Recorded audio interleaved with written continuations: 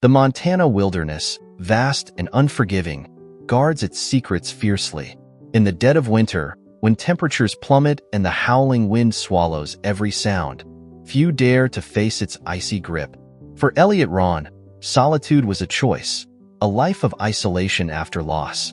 But on one bone-chilling night, as a storm raged outside, a desperate knock shattered his routine. It wasn't a neighbor, nor a wandering traveler. On his doorstep stood something no one would expect, a grizzly, frostbitten, and pleading. What would you do if the wild itself begged for your help? This is a story of trust, survival, and an unspoken bond that defies all logic. A night when man and beast became something more. Frozen Bear pleads to enter a man's home, and what happens next is truly shocking. The Montana winter howled its ancient song, a piercing symphony that rattled the windows of Elliot Ron's remote cabin. At 58, he had grown accustomed to the solitude that came with living 17 miles from the nearest town of White Pine. The former wildlife veterinarian had chosen this life of isolation 3 years ago, after losing his wife Claire to cancer.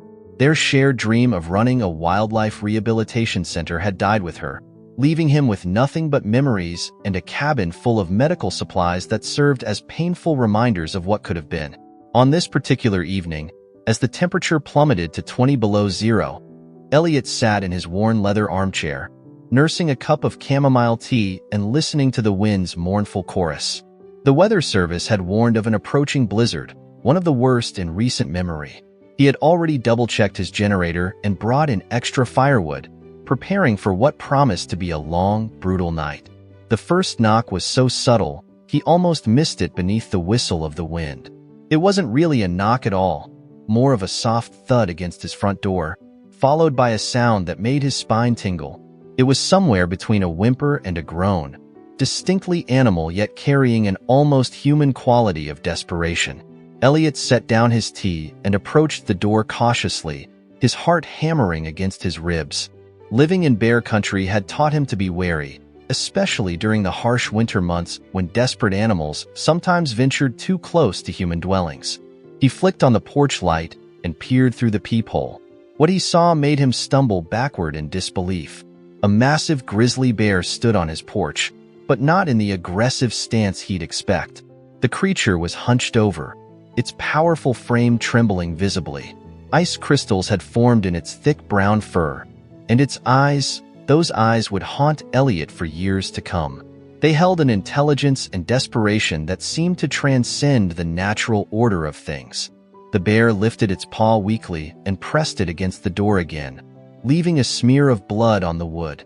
It was then that Elliot noticed the injury. A deep gash running along the bear's left front leg, the fur around it matted with frozen blood. "Jesus Christ," he whispered, his professional instincts warring with his survival instincts. As a wildlife vet, he had treated countless injured animals, including bears, but always in controlled environments with proper equipment and backup. This was different. This was madness. The bear made that sound again, that terrible, pleading sound that seemed to reach right into his chest and squeeze.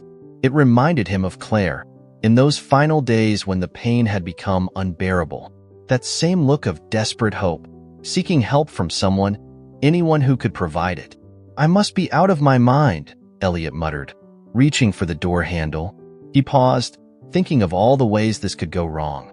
A wounded bear was unpredictable at best, lethal at worst. But something in those eyes. He opened the door slowly, ready to slam it shut at the first sign of aggression. The bear didn't charge. Instead, it practically collapsed onto his porch, leaving a trail of bloody snow as it dragged itself inside.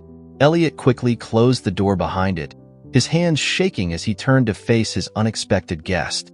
The bear lay on his living room floor, its massive body shivering violently. Up close, he could see that it was a female, probably around 7 or 8 years old. Besides the leg wound, she showed signs of hypothermia and exhaustion. Her breathing was labored, and her eyes, though alert, held a glazed quality that worried him. Elliot's medical training kicked in, temporarily overshadowing his fear. He moved carefully to his storage room, where he kept his old veterinary supplies. "Stay calm," he spoke softly, maintaining eye contact with the bear. "I'm going to help you. but you need to work with me here." To his amazement, the bear remained still as he approached with his medical kit. Her eyes followed his movements, but she made no aggressive gestures. As he began cleaning the wound, he noticed it appeared to have been caused by a sharp piece of metal, possibly from abandoned mining equipment that still littered parts of these mountains. The next hour passed in a surreal blur as Elliot cleaned and sutured the wound, administered antibiotics, and treated the bear for hypothermia. Throughout the procedure, she remained remarkably cooperative, only occasionally growling softly when he hit a particularly sensitive spot. As he worked, Elliot found himself talking to her, the way he used to talk to his patients. "You're one lucky girl," he murmured as he finished bandaging her leg. "A few more hours out there and—" He didn't finish the sentence. The bear's eyes were fixed on him with an intensity that made him wonder if she actually understood. Once he had done all he could, Elliot retreated to his kitchen, keeping a cautious eye on his patient. The bear had stopped shivering, and her breathing had become more regular.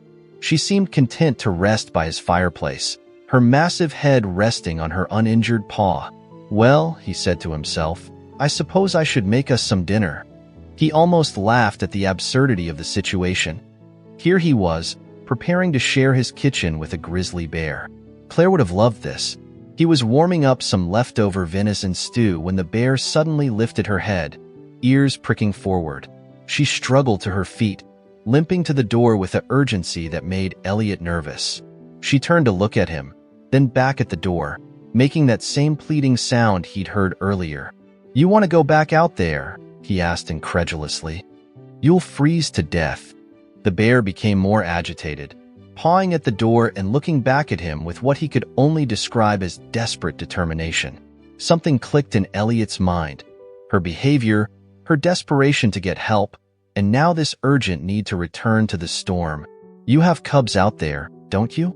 The bear's reaction to his words was remarkable. She pressed her nose against the door and let out a low moan that broke his heart.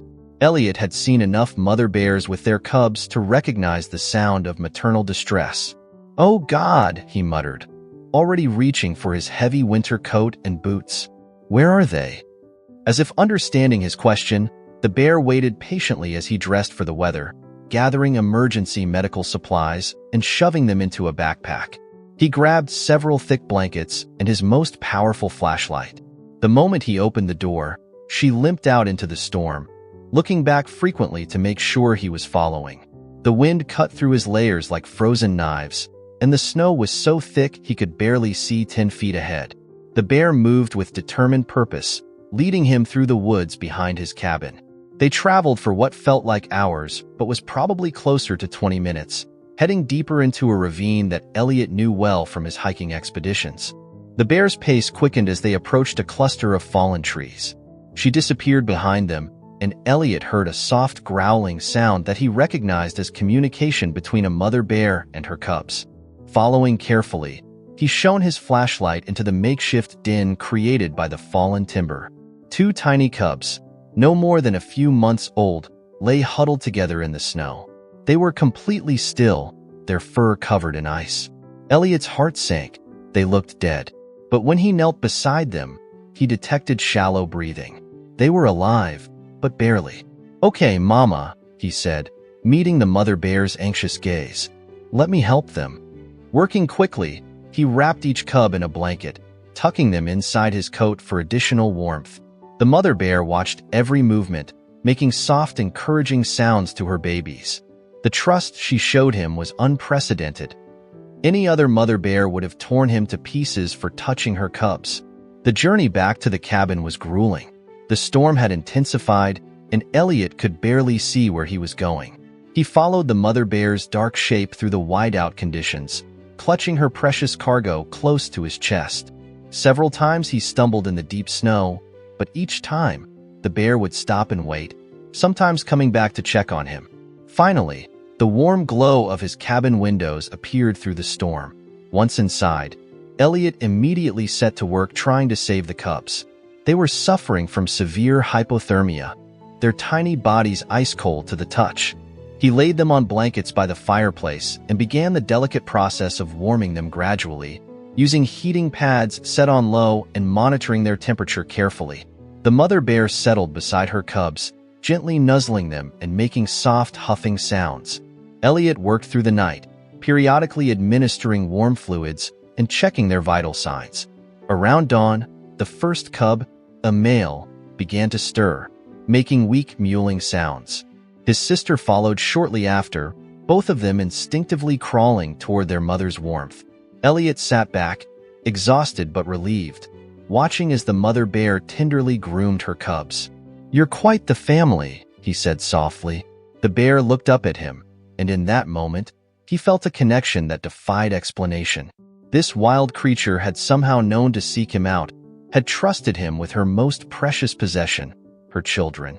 Over the next few weeks, as the winter storm raged outside, Elliot's cabin became a sanctuary for the unlikely family. He named the mother bear Hope and her cubs Faith and Chance. While he knew it wasn't wise to name wild animals, these three had already crossed so many boundaries between wild and tame that it seemed fitting. Hope's leg healed remarkably well, and the cubs grew stronger each day. They were curious and playful, getting into everything in his cabin while their mother watched with what Elliot swore was amused tolerance. He found himself talking to them constantly, telling them stories about Claire and their dreams for the Wildlife Center. "You would have loved this," he told Claire's photograph one evening, as Faith attempted to climb his bookshelf while Chance investigated his boot collection. "You always said animals know more than we give them credit for." The bear's presence filled a void in Elliot's life that he hadn't even realized was there. For the first time since Claire's death, he had a purpose again. He found himself looking forward to each day, documenting the cubs' development and Hope's remarkable recovery. He knew they couldn't stay forever. They were wild animals, after all, but he treasured every moment. As winter began to soften into early spring, Elliot noticed changes in Hope's behavior. She became restless, spending more time looking out the windows. The cubs had grown considerably, their strength and coordination improving daily. He knew what was coming, but it still wasn't easy when the day arrived. It was a clear morning in early March when Hope led her cubs to the door. She turned to look at Elliot, and in her eyes, he saw something that brought tears to his own gratitude. She pressed her nose gently against his hand, a gesture of trust and farewell. "Take care of yourselves," he whispered, opening the door. The family ambled out into the melting snow, the cubs bouncing excitedly around their mother. At the edge of the woods, Hope paused and looked back one last time. Elliot raised his hand in farewell, and then they were gone, swallowed by the forest that was their true home. The cabin felt emptier than ever that night, but Elliot's heart was full. He sat in his armchair, looking at Claire's photograph, and realized something had changed within him. The pain of her loss was still there, but it no longer paralyzed him.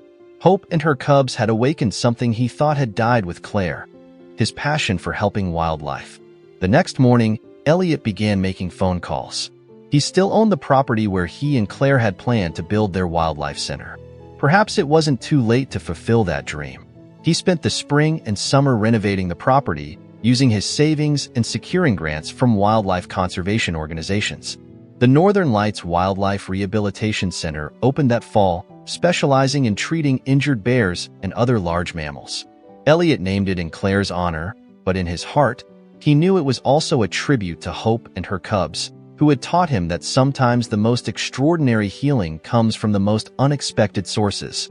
As the years passed, Elliot occasionally caught glimpses of a large female bear with two younger bears in tow, watching his center from the tree line. He could never be certain it was Hope and her family, but he liked to think they were checking up on him, making sure he was keeping his end of the bargain they'd struck on that desperate winter night. The story of the frozen bear and her cubs became something of a legend in White Pine, though Elliot never shared all the details. Some things, he felt, were too precious, too magical to be fully explained.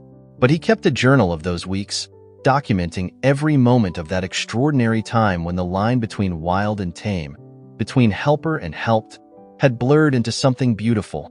On particularly cold winter nights, when the wind howls around his cabin, Elliot still finds himself listening for that distinctive knock at his door. And though it hasn't come again, he keeps his medical supplies ready and his door unlocked, just in case another desperate soul, human or animal, needs to find its way home.